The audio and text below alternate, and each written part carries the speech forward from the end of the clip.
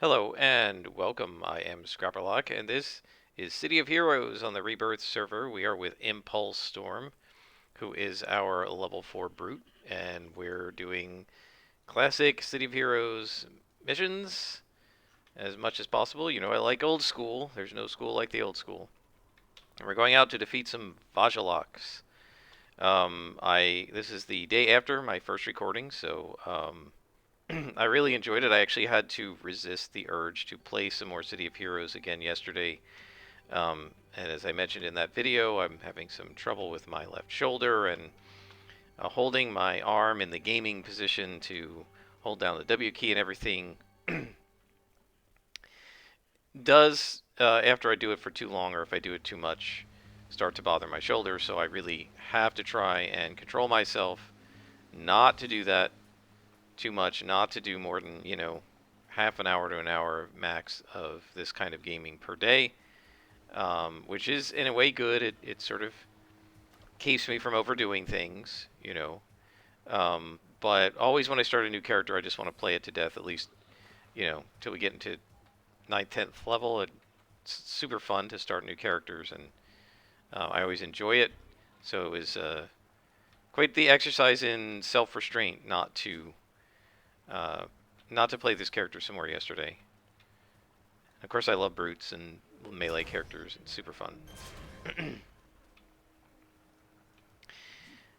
These are green cons, so they shouldn't be any trouble at all. I don't know why I'm, like, this is a brute. I don't know why I'm backing up. It's just sort of my normal, oh, they're Vajaloks, you gotta be careful. But yeah, green cons shouldn't be too much trouble. We may actually level in this mission or when it finishes. We're about halfway through level 4. I'm not sure if this mission will get us to level 5. We'll see. Um, and I'm very much enjoying this character. I like the kinetic melee. It's pretty cool. I just love melee characters, brutes and scrappers and stalkers in this game, as you know. So it's a lot of fun. Now I will say they're, from a perspective of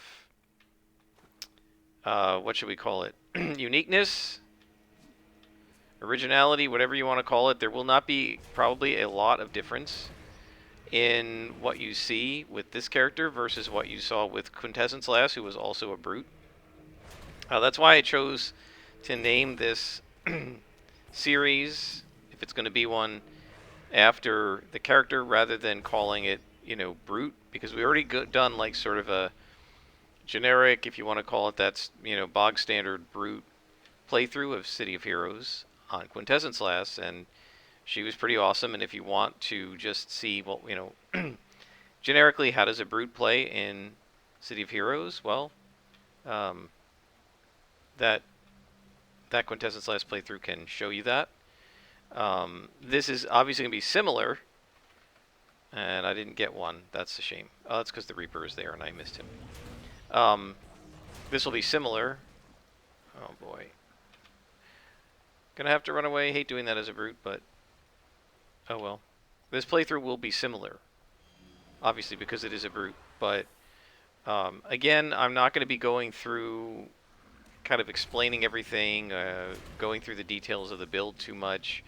I did all that with Quintessence Lass, and if you want to see how I do brutes in great detail, you should watch that series instead of this one. You can get the sense of it, but if you are unfamiliar with the way the game works, I'm not going to be really explaining stuff in this playthrough at all, because I'm just going to assume that people already know, and if you don't, watch one of the earlier playthroughs that's named after an archetype, because I kind of view those playthroughs as, here's how I play the archetype. I want to be clear, I have never, ever considered any of it to be really, here's quote-unquote how to play City of Heroes, except for the early missions of Silver Phoenix when the game first came back, and I was kind of trying to provide people with a historical context of the game and show sort of the traditional gameplay, kind of do the sort of let's play that I would have loved to have done if such things were possible back in 2004 or 5. So I've already done that, and that's really the only kind of how-to set of videos that I've really ever made. My assertion has always been, like, this is how I play City of Heroes. It's not how you should. I'm not trying to sell anyone on this way of playing, which is to be, more vanilla, more traditional, um, to, not farming the architect and trying to get to level 50 immediately and then, you know, doing incarnate trials and stuff, which is what a lot of people do when they play City of Heroes, and there's nothing wrong with it. But it simply is not how I play. And so, this is just us playing the game together. Me playing it, you watching it, me kind of chatting and narrating and talking about all kinds of things, like role-playing games and champions and Star Frontiers and whatever else. And so it's just sort of, you watch the play and listen to the narration, and if that's something that you enjoy, hopefully this is the video for you, or video series.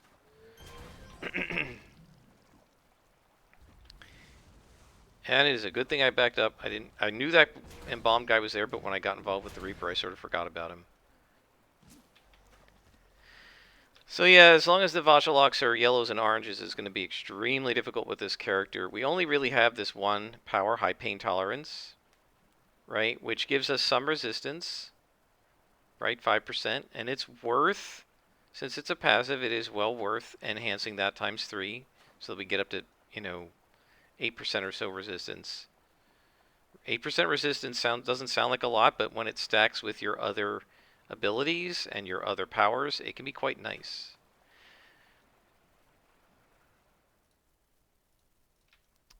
I do apologize, I've got a little bit of morning voice, so my voice is going to be a little bit scratchy. It's just 8:30 in the morning, and it's not that I just woke up. I woke up around 6:30, but I haven't really talked to anybody today, so I've still got a little bit of morning voice. So I do apologize for that. So we need to defeat all the Vajalox and rescue the hostage. It's the Reapers that are the biggest problem, because with them on the board, the cadavers are pretty sort of semi-smart. And with them dead, the cadavers are stupid.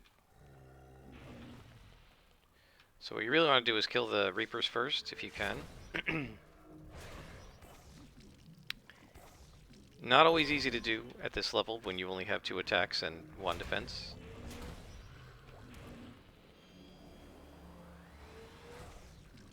And you're missing all the time because you have no accuracy enhancements on your powers.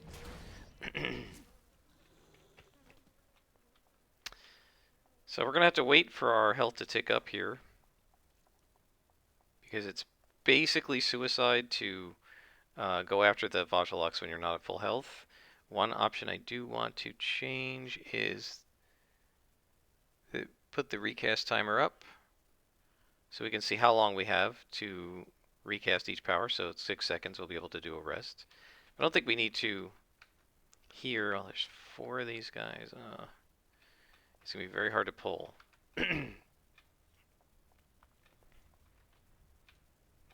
See if we can pull this cadaver.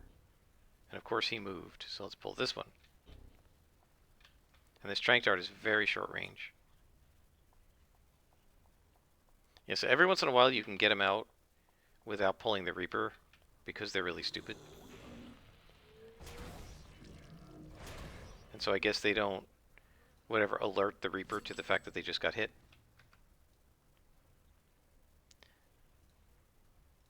So as we go, let's sort of talk about role-playing games. In my videos from before, I often mentioned backgrounds and character backgrounds and that sort of thing. And so I want to sort of talk about that a little bit in the context of how people view, in a role-playing game like D&D or Champions or Savage Worlds, Call of Cthulhu. Probably not Call of Cthulhu, because you sort of expect your character to die in Call of Cthulhu. But in a lot of these other games, your character is probably going to live for a while. Maybe in a game like Champions, it may never die. Because in Champions, Generally, characters get knocked out and not killed. So you have a character that you expect to be... There's the hostage. You expect to be sort of around for the long term. And people often build a background on that basis. And as I've mentioned in earlier videos, a lot of times they build a background that is a lot more reminiscent of the background you'd get from a character in a novel or in a movie than what you should probably do in a role-playing game. And that role-playing games aren't novels, and they aren't movies. They're games that you play around the table with other people. And as a consequence, you can't view your character as the protagonist of the story, because your character is not the protagonist of the story. There's a whole superhero team or a whole party or a whole posse in Deadlands that is playing together. And so your character is just one of a group. Now, in an ensemble cast, you can still have characters with complex backgrounds and that sort of thing. And so you have this sort of, what can we call it, dichotomy between players who write, sort of really short backgrounds and don't make them involved, and kind of what is this guy doing? He's not attacking me. They kind of let the character develop as they play, right? And versus players who write long, involved, detailed backstories that, have a whole big long history and don't just describe like how they got their superpowers, but who their families are and what their life was like for a long time and so on. And so they have these sort of very involved backstories and very specific vision for their character. And I've talked about this before, the vision of your character. And so you have people who, they'll build a bit an involved backstory. They do a complete build from, level 1 to level 10, 20, whatever the max is, or in Champions, from 250 points starting, they'll map out their whole character to 400 points. And this is what they want their character to do. And for people like this, and I've mentioned this in other videos, that's the way they want to play their character. That's their build, right, quote unquote. And they want the character to go through all of those steps that they've already mapped out before they've ever started to play, right? Other players will set up a first level character or a starting 250 point character in Champions or whatever, and then they'll start playing the game and just see what happens, right?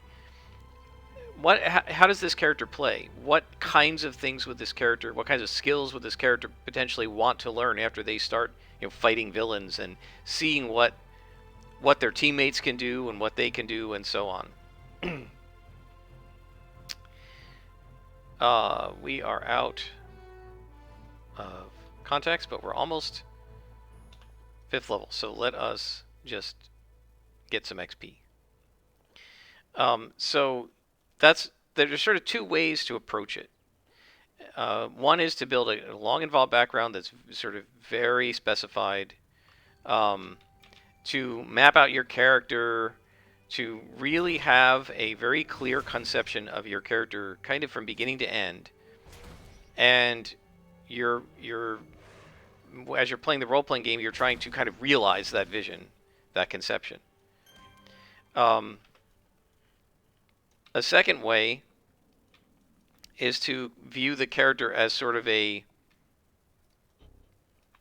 starting concept, right? Just a beginning when you start the play.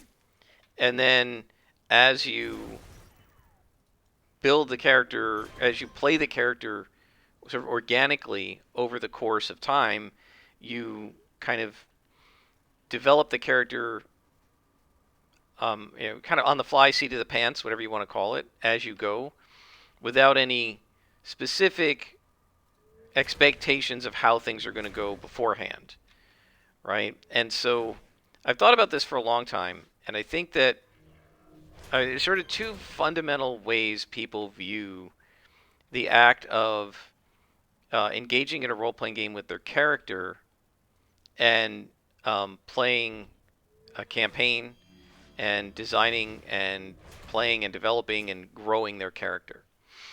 And I think these two ways can be kind of characterized as either being character focused or campaign focused. And I think we're going to level up here. So I think that someone who's character focused is someone whose goal for playing the role-playing game is to play their character. Now that sounds like a funny thing to say because isn't that always your goal? But not really. The goal of a character-focused player, and I don't think, by the way, people are exclusively one way or the other, right? This is sort of a sliding scale, and people can be people can be sort of 70-30, 60-40, and so forth. Let's see if he's going to give me another contact. Here we go. And this is what we want. Henry Peter Wong, and he will give me the old school missions. So somebody who is character focused is playing in a campaign for the purpose of playing the character, right? Their focus is the character, and what they want to do is play that character and use that character and use the campaign as the vehicle to realize their conception of the character, to make it real. Okay. And pause here for a sec. Sorry about that, had to sneeze. So their goal is to use the campaign as a mechanism by which they can experience the play of the character, right? They're using the campaign essentially to access the character and allow the character to grow and develop as a means for playing this character. And that's one way to do it. And it may be a way that lots of people play. And there may be people, listening to this going, well, how else would you play it? We could do hollow stuff with this character too, huh? Yeah, we could do that. I'm going to level up at least one level and then come back because this is a bit of a hazard zone. So we'll go to 6th level and then we'll come back to the detective. So that's one way to do it. So say, well, Scrapper, what's the other way to do it? Well, the other way is what I call campaign focused, right? And this is where the primary interest of the player is to experience the campaign world, right? To experience the world of, the Weird West in Deadlands, or the world of the Forgotten Realms, the Sword Coast. To experience Curse of Strahd, right? And that means that when you are when you're campaign focused, there's something I forgot to do here.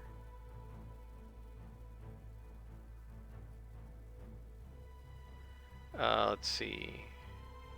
Fajolok from Stealing Bodies. There's something I forgot to do here. I want to make sure that we've got bosses set. I always want to have bosses set.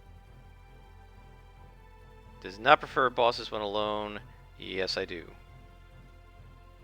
Okay. Makes it a little tougher. That's what I want. And for right now, I think with this character, I'm going to be stacking sturdies instead of lux, because right now what we have is resistance. In fact, let me go ahead and put a dial up for that. When I come back, I will talk more about the character and campaign focus, but let me go ahead and put our stats up here. So I'll pause it and I'll bring you back when that's set. Okay, we're back. We've got our defenses monitored, and I also have hull protection and accuracy bonus. That's all you can fit if they don't let you monitor more than that. As you can see, by the way, with this character, we get some psionic resistance, which almost no other defenses give you. It's very hard to get any defense against psionic. Willpower is just about the only one that does it. So we're heading to the mission, and let's go ahead and continue our conversation. So character versus campaign focus. So again, a character-focused person, if you're a GM, right, and they're playing in your game, and you're playing, let's say, the Curse of Strahd, they're going to see the Curse of Strahd. Are you going to attack me? They're going to view the Curse of Strahd as the means by which they get to play their character. And in many cases, that player would play the same character if you had said we're going to play Storm King's Thunder, or if you had said we're going to play Baldur's Gate Descent into Avernus, or if you had said we're going to play Rime of the Frost Maiden, or if you had said we're going to play sort of, I don't know, Wild Beyond the Witchlight. Right? They have a character in mind, and it may not particularly matter to them which campaign they're playing in. They want to play their character, and your campaign is just the way that they get to play that character. Now, that doesn't mean that they don't care about your campaign, right? And I don't think anybody is 100% character focused. They also care about the campaign they're in. But their focus is on being able to play this character. And what they want to do is play, let's say, Impulse Storm. And whether that is City of Heroes or City of Villains or going Rogue or whatever, what they really want to do is play Impulse Storm. And you can, see this in like superhero guilds and stuff, right? And in fact, to some degree, I did this. We made up a guild of ex-villains, and then when I created Liberty Lass, I really wanted to just play her, and she was not an ex-villain. And I, asked to be let onto the guild as she was an alt. I asked them to let her on the guild anyway, and they did. And it was like, I didn't care what the theme of the guild was. I just really wanted to play this character. That's character focus. So a character focused person, you see this all the time in like Reddit posts, or sometimes you see it in Discords where they have multiple GMs that sometimes are advertising games, and you'll see a person who will actually post something like, "This is a character I have. Which campaign can I play him in?" They'll post to, the looking for groups and say, "Here's my character. It is a Tempest cleric, air genasi, who worships, this such and such god, and this character, I'm looking for a campaign to play the character in," right? And that person would probably be just as happy to play in Dragon of Icespire Peak as they would to play in The Lost Mine of Phandelver, as they would be to play in Curse of Strahd or whatever, because what they care about is being able to play that character. They have an idea for this character, and they want to use the campaign to explore those character ideas and develop that character and have that character reach the conception they have for it, which is usually not a starting conception for a character, but an ending conception for a character, right? My character is, say, Superman in Champions. Well, Superman doesn't start out with all these abilities. He just starts out being able to leap tall buildings, not fly, and being able to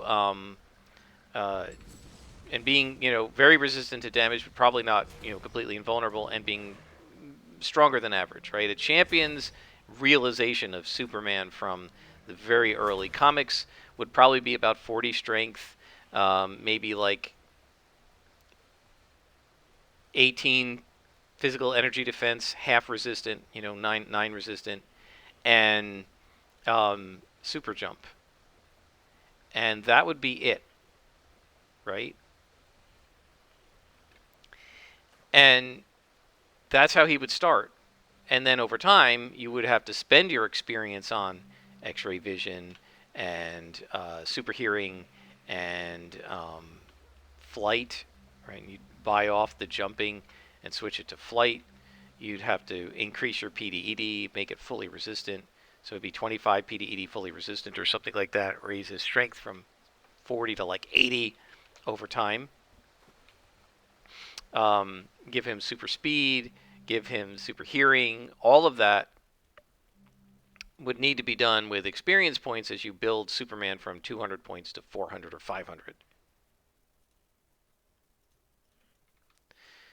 But if you're thinking up a character, right, one can easily imagine that your concept is the finalized version of Superman with heat vision and X-ray vision and super senses and all of that other stuff. So, if you're a character-focused person, it's like you design the endpoint, the 400-point version of Superman. You take off everything you have to take off to make him a 200-point version. Then you put him into the campaign of DC Comics, right? And you have planned out that you're going to get him to this stage little by little over time. And kind of what happens in the DC campaign doesn't actually affect what powers you're going to buy and what you plan to do with Superman, right? If you're character focused, you already know that. And your goal is to play that out.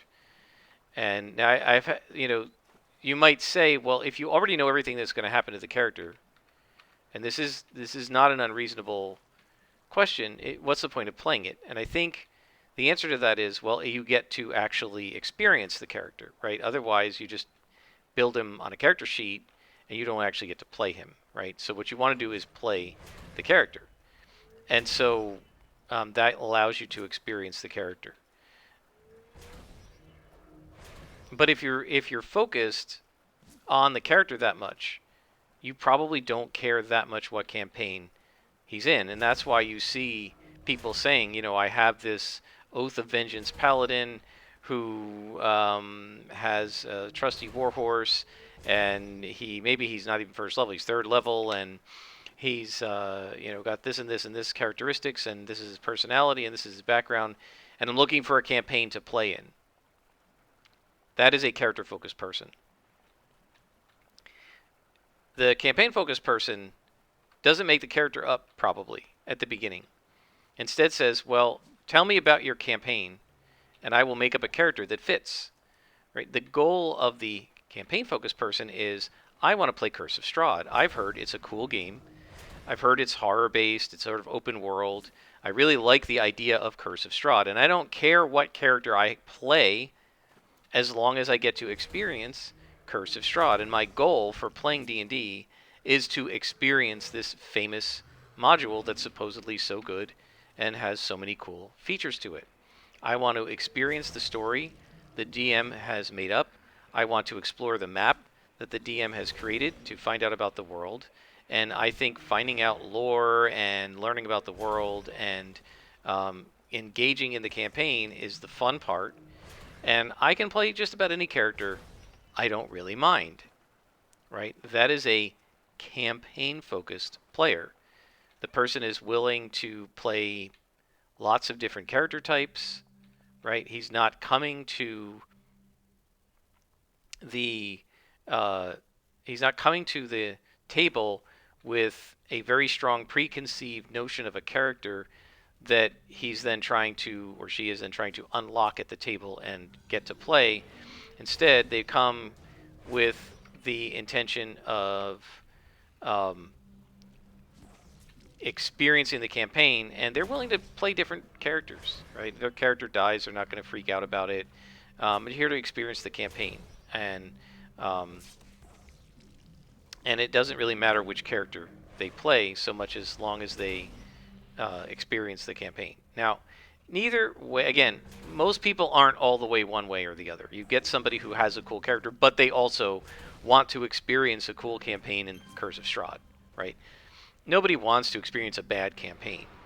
The question isn't really whether you want to do one or the other, but what's your priority, right? And I think, for some players, their priority is really more, I want to get to play this character, and the campaign is secondary, right?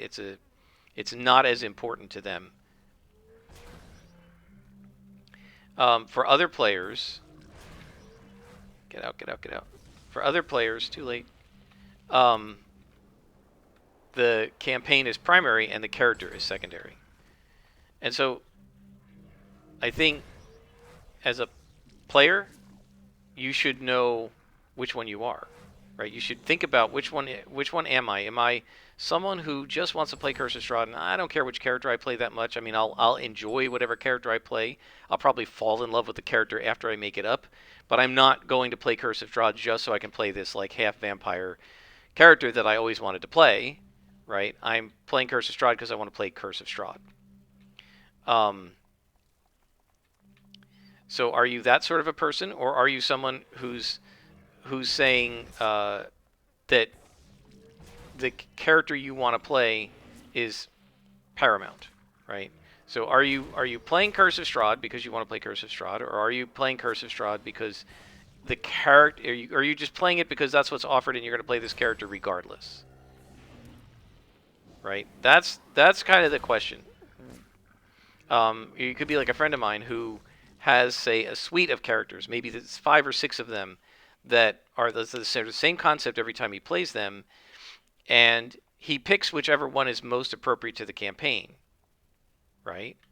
So he's somewhat campaign focused in that he's choosing from his stable of recurring characters which one fits the campaign best, right?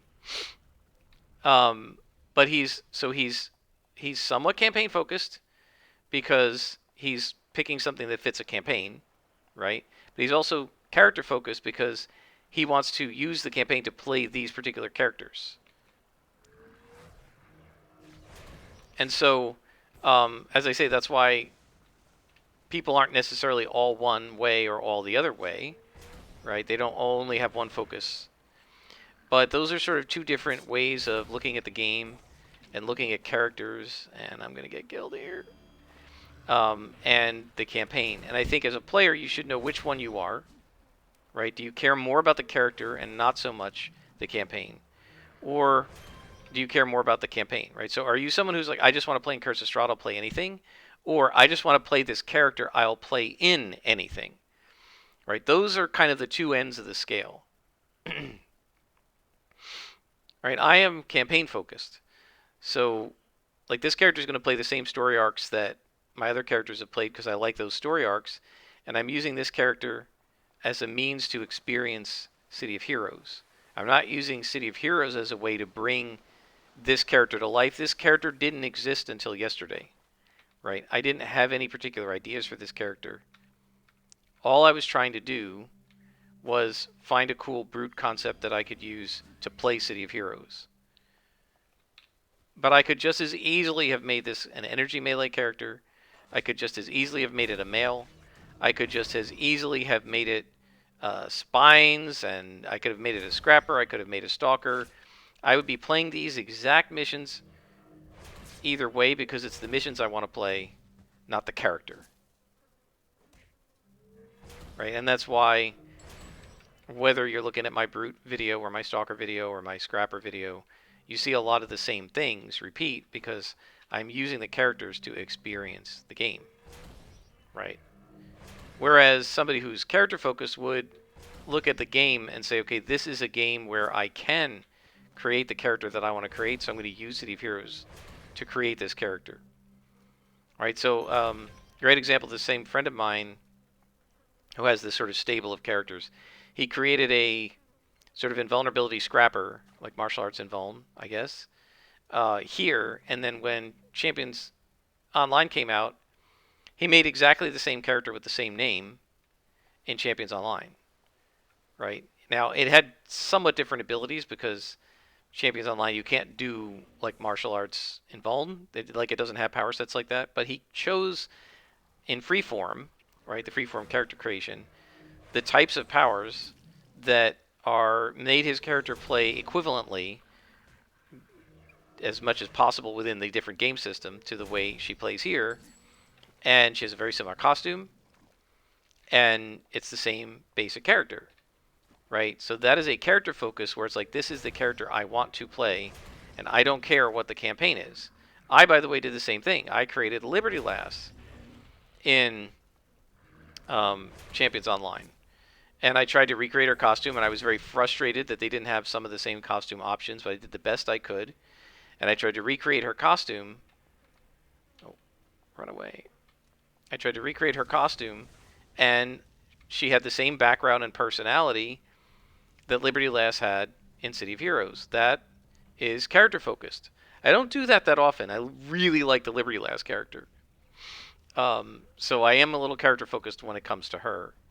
But most of the time, my goal is to experience the game through the character, and some people, their goal is to experience the character through the game. And this same friend of mine has a character type, character name, sort of it's sort of this idea of a martial artist who was like kind of villainous, but fighting on the good side, sort of like a Punisher type personality. Um, and so he plays this character. Um, he played her in City of Heroes. He played her in Champions Online. He's playing her in D&D now, same basic character, and as a monk or something. And he played her in same name, same character name in Star Wars: The Old Republic as a Sith Knight, right? So, but sort of a Sith Knight with a bit of a heart. And so the idea is that this same basic character he is plugged into not only different campaigns of D&D, but different settings, superhero, Star Wars, Dungeons and Dragons, right? That is a character focus. You're focused on this character, and you're going to play that character in any setting, in whatever setting it is, it doesn't matter. And try to get the character to come out the same way, regardless of setting, at least to the degree that the system allows, right? Um, Whereas, although I do, sometimes in a superhero setting, I might, yeah, in a superhero setting, I might try to play Liberty Last because I really like that character. Um, I'm not going to bring Liberty Last into a D&D setting or a Star Wars setting and try to play the same basic character. I'm going to make up something else that's appropriate to that setting. And so, yeah, there's just sort of two different ways of looking at it. And I think one of the reasons why there sometimes are arguments, right, among players and GMs about, you know, whether, oh boy, I don't know where this guy is, about, like how long should the background be, how involved should it be, how much should the GM tie the campaign into character backgrounds, right? A lot of people debate this. Some people say, look, you should just be playing the campaign that the GM invented for you, and you shouldn't be trying to get the GM to like build your background into their campaign. Other people say, no, no, no, they should be using my backstory to build adventures. Well, that depends on whether you have a campaign focus or a character focus, right? If you're campaign focused, you're going to say, well, the GM doesn't need to put my background into the adventure because my character's just here for me to experience Curse of Strahd. With a character focus, you're going to say, no, no, I know we're playing Curse of Strahd, but I want the GM to include elements of character backgrounds into the campaign. Now, again, you can do both, and it's not a zero-sum game. But the question is just not so much which one you want at all, but which thing you prefer to emphasize. Right? And I prefer to emphasize the campaign. Some folks prefer to emphasize the character. And it just all depends on what your preference is. I have no earthly idea where this guy is. I missed something, apparently.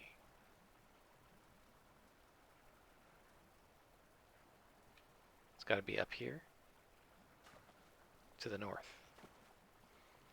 So yeah, leave a comment below. Which one are you? Again, there's no right or wrong answer. And as you can see from my comment about Liberty Last versus other characters, we're not all one way all the time either. Right? I'm usually campaign focused, but if I decide I want to play Liberty Last, I'm going to be more character focused because I've decided I want to, kind of play that particular character. Now, I always try to be careful to make sure that Liberty Last, it would be appropriate to the campaign. And most character-focused players probably do that. But, it really just sort of depends on what your preference is, how your tastes run, shall we say.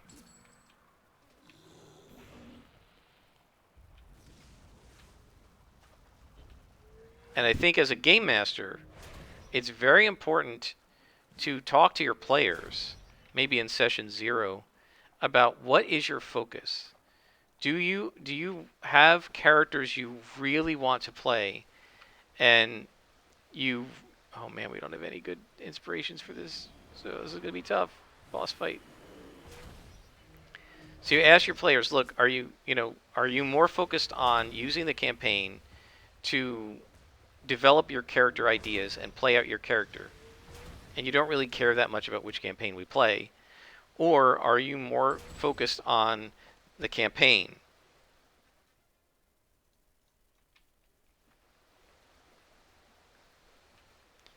Um, and I think that it's important to know what their focus is. If you have character-focused players, you're probably going to want to generate a campaign that is built around their backgrounds, their backstories, and the sort of idiosyncrasies of their characters. They will enjoy that because the purpose of them playing the game is to realize these characters through your campaign. On the other hand, if you have a campaign-focused group, you may find that they don't really want to explore, mine their backstories and all this stuff, that they really would rather learn more about the lore of your world and the idiosyncrasies of your world, and they want to explore that. Now, the reality is what you're going to probably end up with is a mixture. You're going to end up with, say you have 4 or 5 players, you're going to end up with 1 or 2 players who really are super character focused and really want to mine their character backstories and their character personalities and really just get into their character. And then you may have 1 or 2 other players who are like, yeah, I don't care about my backstory. I just made up any old backstory, and it's just, they waited until the rest of the players made up their characters, right? Where's this last thing? Here it is. Before deciding, right? They said, okay, you guys all decide what your class is, and I'll fill in. And when nobody made up a healer, they said, all right, I'll just make up a healing cleric. Right? That's how you can tell you have a campaign-focused player, because they decided to. They don't have a concept independent of the campaign. They're just waiting for everybody else to do their concepts, and then they make up something that fits. Right? You guys go ahead and decide. Okay, the party needs a rogue. All right, I'll play a rogue. Right? The party needs a fighter. Okay, I'll play a fighter. The party needs a wizard. Okay, or magic user, sorcerer. I'll play one of those. Right? That is a campaign-focused player. And that sort of player may say to you, I don't care about my character's backstory. I just made up this character to be a healer for the party because the party needed it. And yeah, I like my backstory's not all that important, right? I just made up one to have something. Other players will say, no, I really, really want to explore my character's backstory. They spend a lot of time thinking about it, and the character is something that they really want to explore. I don't know if we've done Juan recently, so let's do Juan.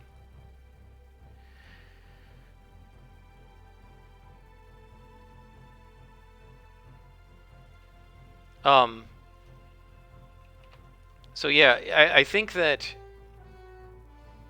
it's important to know what your players emphasize, and as a player, it's important for you to know what you emphasize. You know what I'm saying? You should be, do a self-assessment and say, okay, think about, you're getting ready to play in a D&D campaign.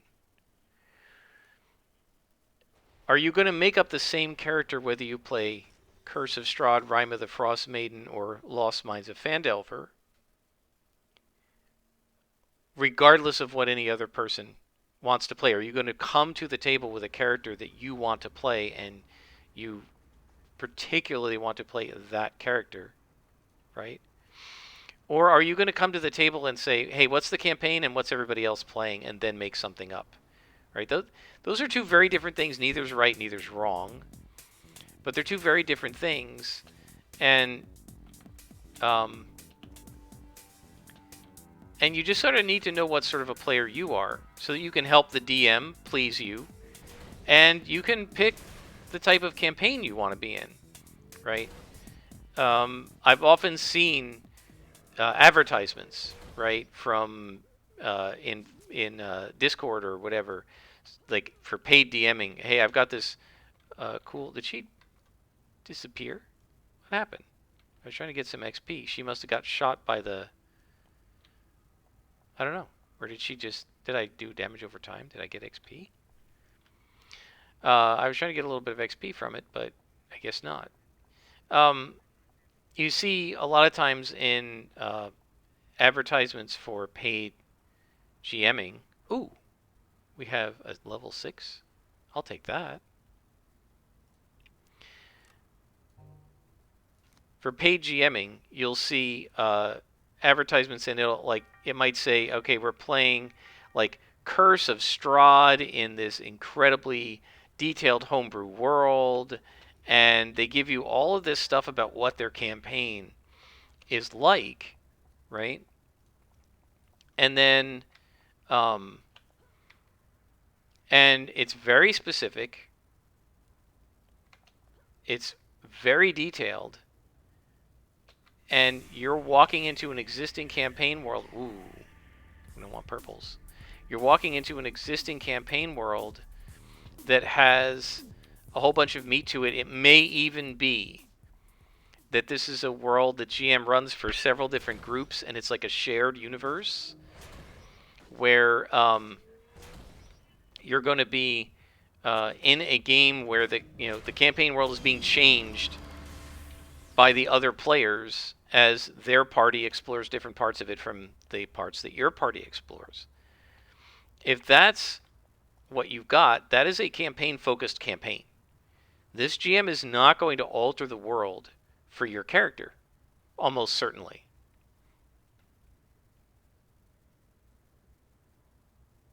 This is a toggle. We regenerate hit points. Let's...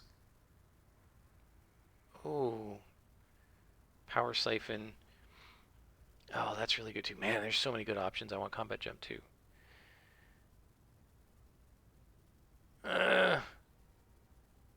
Even development. I'm going to force myself. We have another passive. I love passives because you don't have to put any endurance into them. So now our regeneration is going to be...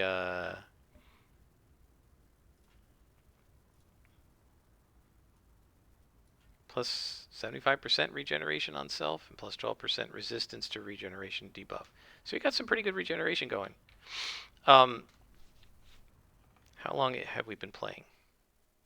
Okay, so I need to stop. So let's finish these last 8 skulls and then we'll stop.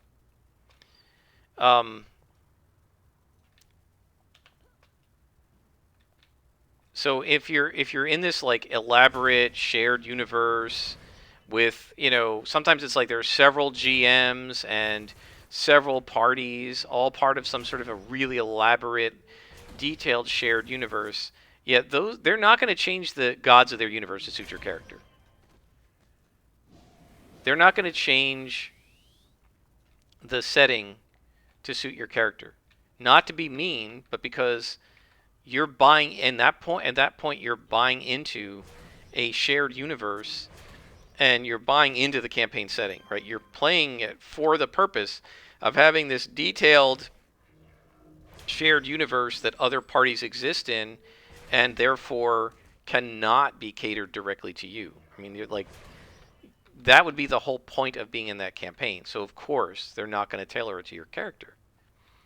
So if you want to like experience a very specific character that requires elements of the setting to be very specific in order for your character to work, it's not going to work in a setting like that, right? And so that's why you have to be careful to sort of make sure that there's a match between what the game master is doing and what the players are doing. So think about this when you're looking for campaigns to play in, or even in the campaigns that you are playing in. If you're playing in tabletop, if you're a GM, make sure you're paying attention to what your players want as well, and whether they want more of a campaign focus or whether they want to be more character focused. It's really important to kind of know which interests everybody has and try to make sure that everyone's on the same page. And I think we'll end with that thought. I hope you guys have enjoyed. We're 6th level now. Things are going pretty well for this character. I'm really enjoying it. I love brutes. Until next time, I am Scrapper Lock, and this has been City of Heroes on the Rebirth server.